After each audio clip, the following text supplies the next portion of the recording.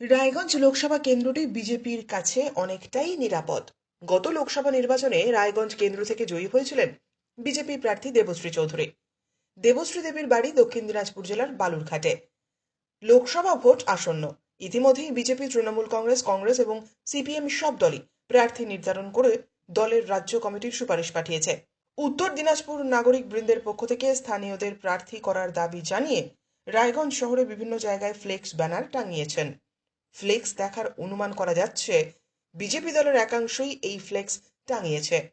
এই লোকসভা নির্বাচনে ভূমিপুত্রকে প্রার্থী করার দাবি জানিয়েছেন জেলা নাগরিক বৃন্দ। পোস্টার তো দেখলাম, কিন্তু কি লেখা আছে? কি ভূমিপুত্র বা পুত্রীদের প্রার্থী করতে হবে এরকম একটা পোস্টার দেখলাম। কি মনে হচ্ছে বিষয়টা দেখে? কি মনে হচ্ছে?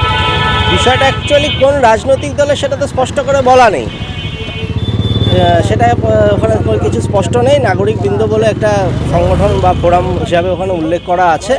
তো যাই হোক, ভূমিপুত্র হোক আর পুত্রী হোক, আমার কথা হচ্ছে রায়গঞ্জের দীর্ঘদিনের যে সমস্যাগুলো আছে, রেলের সমস্যাটা আছে, বারসই সড়কপথের যে সমস্যা আছে, তারপরে এই ইদানিং একটা ফুটপাতের সমস্যা উঠেছে, এই সমস্ত সমস্যাগুলো যে আমাদেরকে এগুলো থেকে রেহাই দিতে পারবে সে প্রার্থী হোক, সেটা ভূমিপুত্র হোক আর পাশের জেলারই হোক, সেটা নিয়ে আমার কোনো কিছু যায় আসে না।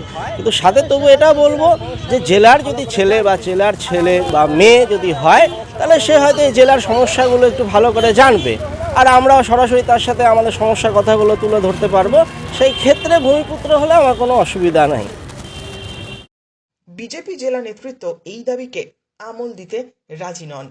উত্তর দিনাজপুরের একজন নাগরিক, এই বিষয়ে আমিও কিছু জানি না। নাম, ঠিকানা, অ্যাড্রেস যেটা সেটা থাকা উচিত। দুদিন আগে আপনারা জানেন উত্তর দিনাজপুরে মানে রায়গঞ্জ লোকসভা কেন্দ্রে তৃণমূল এবং কংগ্রেস তারা জোট করেছে। জোট করার কারণ তারা বিজেপিকে ভয় পেয়েছে। বিজেপির সুনামির কাছে তারা ভেসে যাবে খড়কুটোর মতন।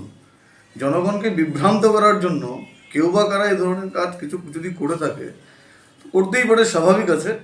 জনগণকে বিভ্রান্ত করা ছাড়া এটা আর কিছুই না।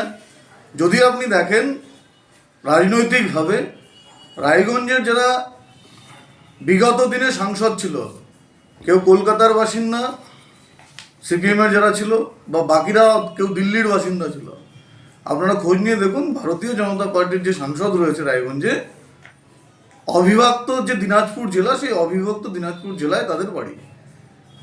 আর সেইভাবে যদি আপনারা ক্যালকুলেশন করে, আমরাও বাংলাদেশি, কারণ অবিভক্ত বাংলাদেশ মানে ভারতবর্ষে আমাদের পূর্বপুরুষদের সবার বাড়ি ছিল। সেই জন্য এই বিভ্রান্ত যেটা ছড়ানোর চেষ্টা করছে কেউ বা কারা, বিরোধীরা, এই বিভ্রান্ততে মানুষ ভুলবে না, মানুষ সব জানে।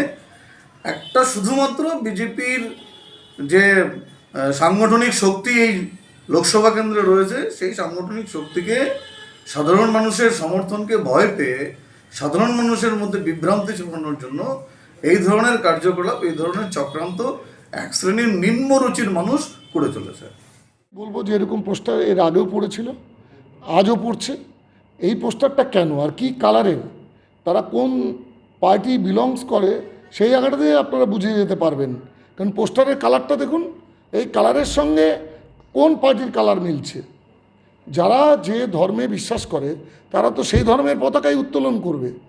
তো আমি আর খুলে বলতে চাইছি না, আপনারা কালার দেখলেই বুঝতে পারবেন যে কোন দলের পার্টি কর্মীরা নাগরিকদের নাম করে আজকে এই ধরনের পোস্টার লাগিয়েছে রায়গঞ্জ শহরের বুকে।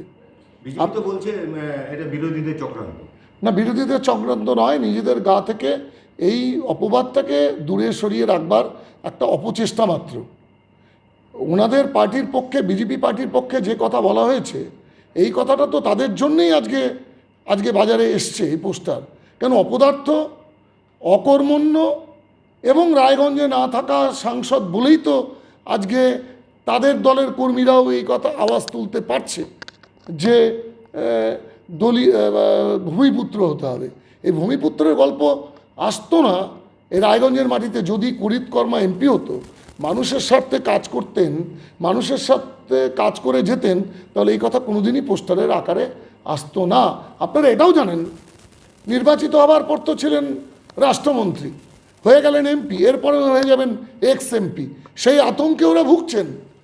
ছিলেন তো অটল আপনার নরেন্দ্র দামোদর দাস মোদীর মন্ত্রিসভার মেম্বার, সেই মেম্বার থেকে তিনি সরে এসে হলেন এখন এমপি থেকে এক্স এমপি হবেন বলে ভয় পাচ্ছেন। 2024-এ এক্স এমপি হওয়া আর মাত্র সময়ের ব্যবধান।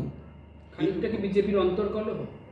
এটা তো আমরা দেখতেই পাচ্ছি, পত্রপত্রিকায়, সংবাদপত্রে, দূরদর্শনে আমরা জানতে পারছি। তো ওদের অন্তর্কলহের খবর তো প্রকাশিত হচ্ছে বারে বারে, ওদের মধ্যে অন্তর্দ্বন্দ্বর খবর তো আমরা জানতে পারছি।